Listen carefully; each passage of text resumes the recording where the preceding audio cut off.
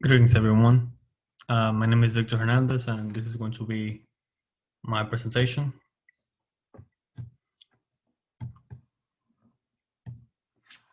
All right, so the title of my research is Women Small Business Owners' Perception of Regulation is Inconsistencies. All right, so the research focuses on the issues that are faced by women that are small business owners in New York City when regulations are updated or new regulations are enacted.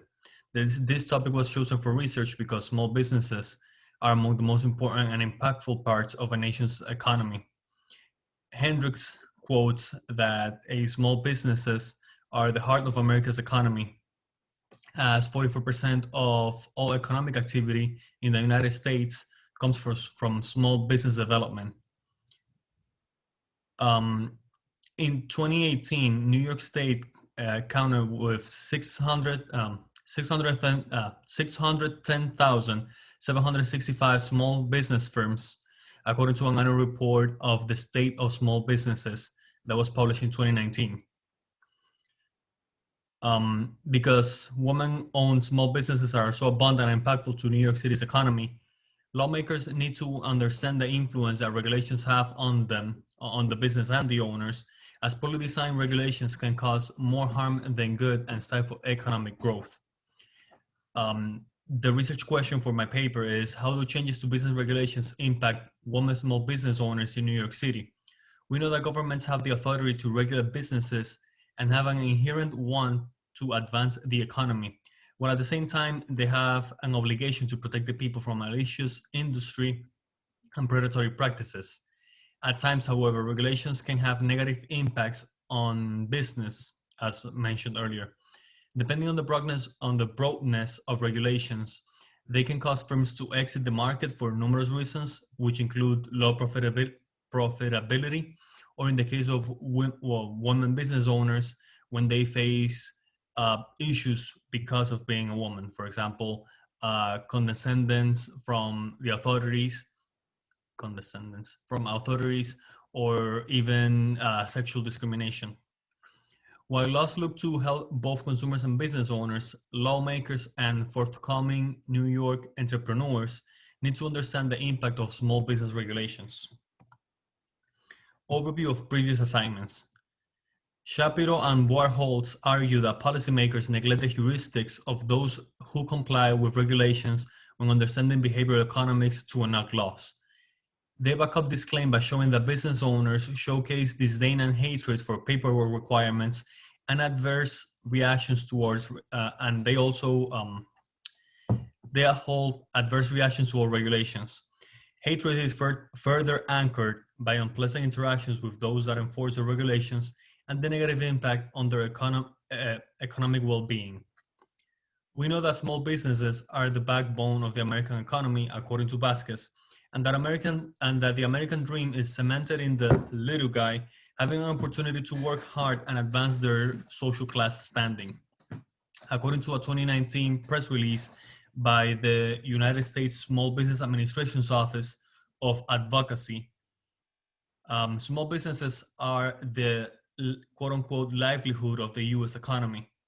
The press release describes gross domestic product and shares that in the 16 years between 1998 and 2014, the gross domestic product has dropped from 48% to 43.5%. In comparison, small business GDP has actually increased an average of 1.4% per year. Sharafizad and Coetzer analyze the relationship between women small business owners' motivation for setting up their businesses and the content and expansion of their network.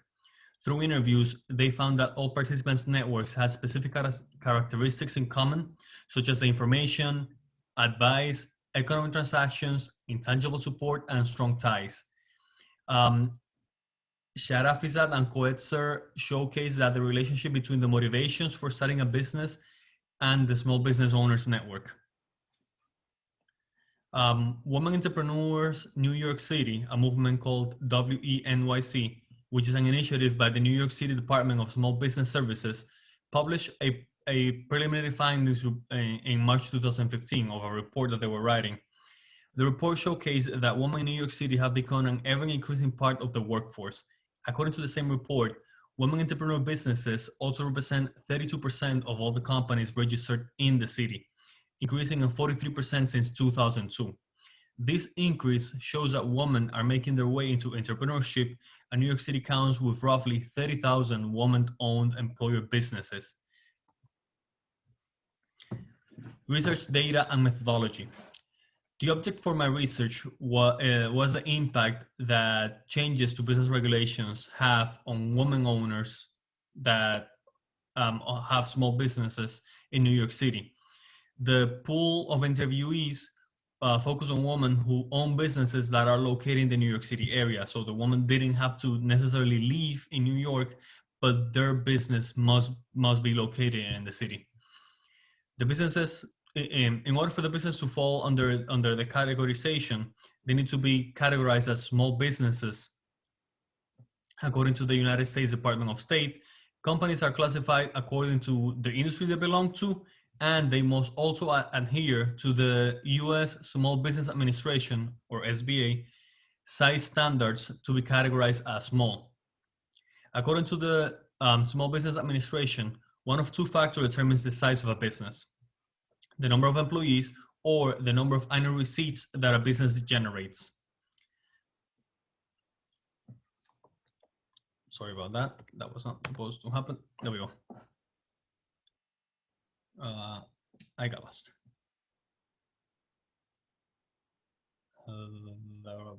New York City is a melting pot of cultures, and for many, a landful of opportunities. The interviewees my interviewees range significantly in age, educational level, work experience, and race. One of the women interviewed, out of the women interviewed, 4 of them identified as Latina, 3 of them identified as Black, 1 of them as Afro-Latina, 1 of them as white, and 2 of them identified as Arabs. One variable that most interviewees have in common is their lack of conventional business education. That is, most of them have not really gone to business school. Nadia, which was my first interviewee, only completed her education up to the 4th grade in her country of origin. She's one of the Latina interviewees. Luna and Alexandra completed their high school education but never attended any undergraduate schools, and 4 of the other interviewees obtained an associate's degree from Bronx Community College. The rest of the interviewees completed high school and received some college education, but they never graduated. They never obtained any degree. All of the interviews were conducted in person, taking the necessary COVID-19 preventative measures and following social distancing guidelines. The interviews lasted between 43 minutes at the minimum and 55 minutes at the maximum. The interviews were conducted using a voice recording app named Samsung Voice Recorder. The app has an interview mode, which uses the different microphones on the smartphone to help differentiate between the interviewer and the interviewee, depending on the location of the person relative to the device. Findings. The interviews revealed a lot of information regarding women small business owners and their viewpoints on regulations. My research showed that regulations meant for larger firms can at times seem excruciating for smaller businesses, and that business owners have a different perception of regulations based on the number of interactions that they have with the inspectors that come into their businesses. The quality of the interactions that they have with the inspectors also impact how the owners perceive the law to be either against them or working to protect them from malicious customers.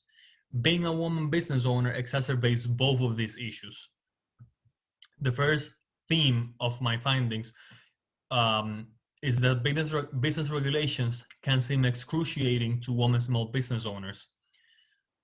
Often, government agencies consider the broad picture when they're creating or modifying regulations. They look at how big business firms operate, and they seek to regulate any possible interactions that the large companies have monetizing their business and how they behave concerning their customers, how they interact with their customers. However, the research data showcases that smaller firms can have a different perception of regulations, a perception which is underlined by interactions between small business owners and the inspectors. Perceptions turn more negative when gender is considered, as my interviewees showed that inspectors can be very condescending towards them on multiple different occasions. The interviewees showcase that inspections can throw the proverbial wrench into a small business financial standing, mostly due to the fact that sometimes the inspections can incur into penalty fees that the business needs to pay, otherwise they can get their license revoked, and which is definitely an economic problem for the business, because either they pay for the penalty fee even when they disagree with whatever violation they're being sanctioned with, or they run the risk of having their license revoked, which would inevitably shut down their business. Due to such circumstances, small business owners believe that regulations mean to harm their businesses. Inconsistency between the inspectors also makes it hard for the business owners to have faith in regulations, which intend to standardize businesses.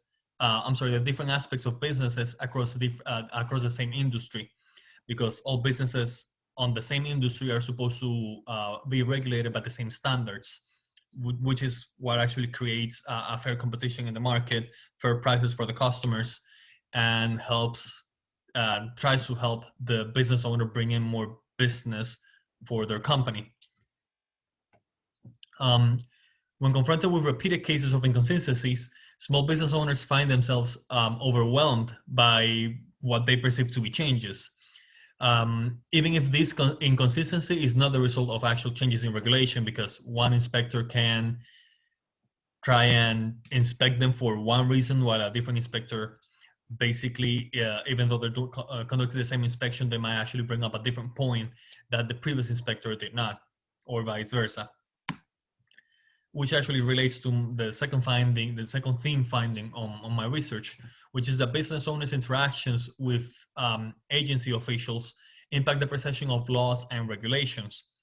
My research showcased that the quality of the interactions between women business owners and the inspectors impact how small business owners perceive the law to be against them or working to protect them from malicious customers.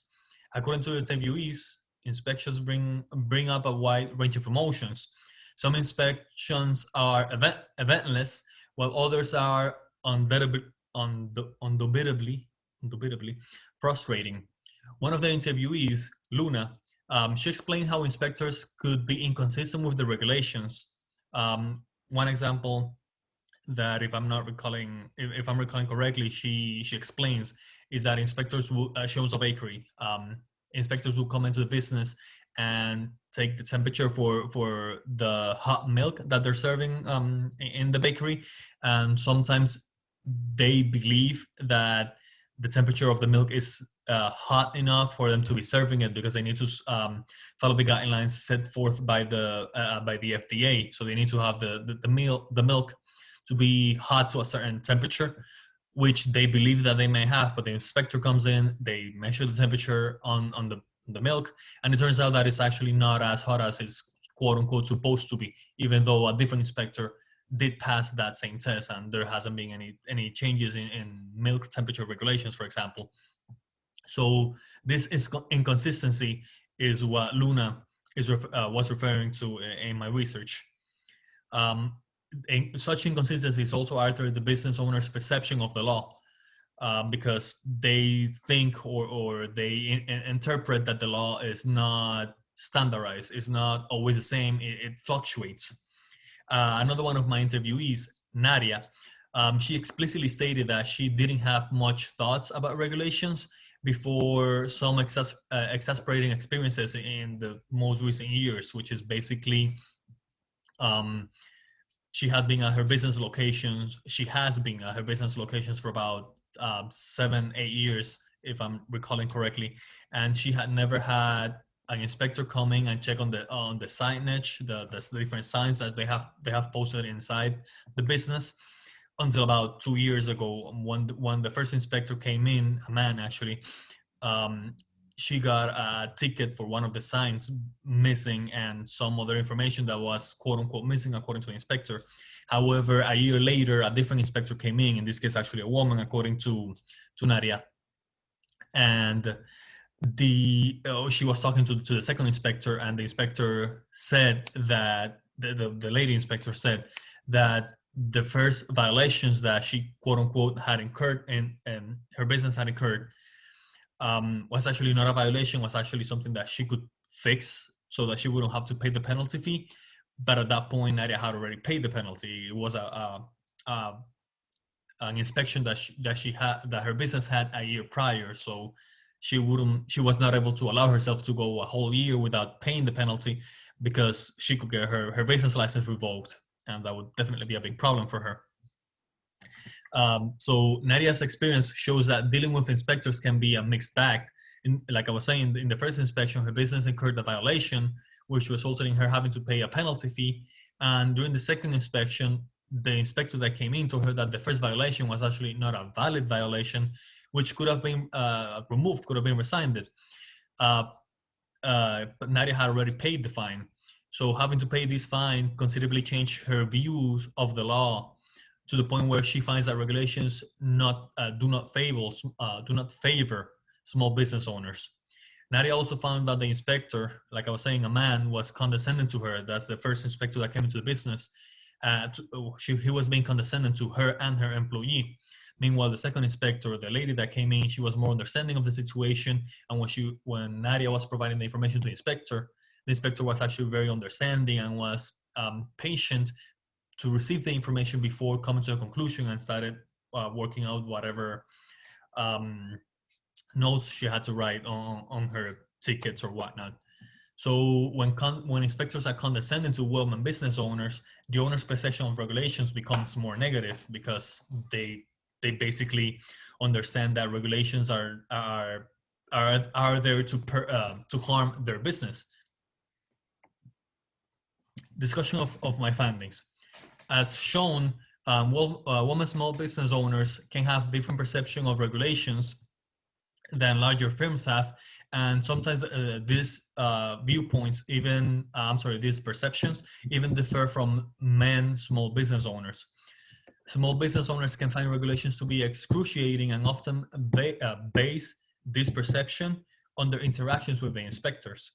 The quality of the interactions that they have with the inspectors also impact how the owner perceives the law to either protect them or to be working against them. This belief is particularly true for women, which often find themselves being condescended to by the inspectors, as I was saying earlier.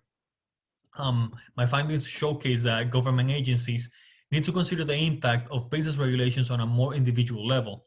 The results also show that inconsistencies between inspectors hurt women small business owners' perception of regulations, and by extension, their views of the law. While regulations aim to standardize businesses across a certain industry, the business owner's personal experience regarding regulations meant to standardize them can vary significantly within the same industry. As I was saying earlier about Nadia's recount of her level inspection, this is actually an excellent showcase of inspection inconsistencies. She claims that she had never had an inspector come in and verify the signature on her business, despite being on the same business location for about 7 years. The male inspector that gave her the violation ticket was the first time someone from the Consumer Affairs Department had come to her business to verify signage signage and to verify the tickets that they put on the drop-offs for the customers. As far as Nadia knew, they, being her and her business, were up to date with everything in her business until that inspector came in. And such situations reinforces my first finding that regulations can be exasperating to small business owners. The exasperation in turn leads to the owner's views regarding regulations changing. Right, so the conclusion, as I've been basically discussing, is that regulations from different government agencies that regulate various business industries impact small businesses individually. they don't do it as a whole, because each business, um, even though they're regulated, they basically operate differently on a day-to-day basis. So interviewing small business owners with business located in New York City provided the data that I collected from my study, and my research showed that regulations meant for larger firms can seem excruciating for smaller businesses, and that owners have a different perception of regulations based on the number of interactions that they have with the inspectors. This is exacerbated for when the owner is a woman, because they tend to be faced with condescending attitudes from the inspectors.